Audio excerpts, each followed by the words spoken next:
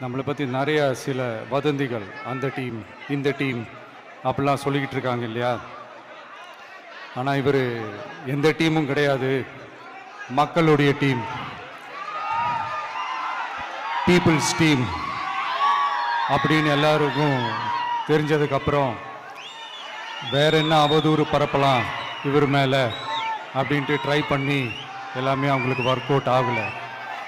So கடைசியில் என்ன தான் இந்த விஜயை பண்ணலாம் அப்படின்னு நினைக்கும் போது தான் இந்த கூட்டணி அந்த கூட்டணிலாம் சேர போகிறாரு அப்படின்ட்டு ஒரு பொய்யான ஒரு பிரச்சாரத்தை பண்ணிக்கிட்டு இருந்தாங்க.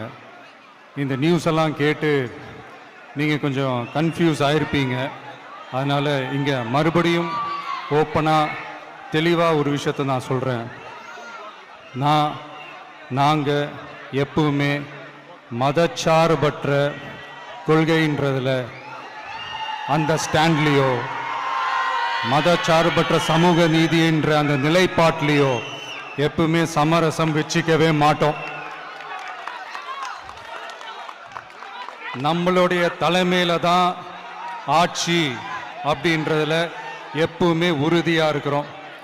நம்மளுடைய முதல் மாநாட்டில் கூட நான் சொன்ன மாதிரி அரசியலில் யாருக்காகவும் எதுக்காகவும் எந்த விதமான ஒரு சமரசமும் நாம் வச்சுக்க போகிறதே எல்லாம் அந்த பேச்சுவார்த்தையே கிடையாது. சரிங்களா?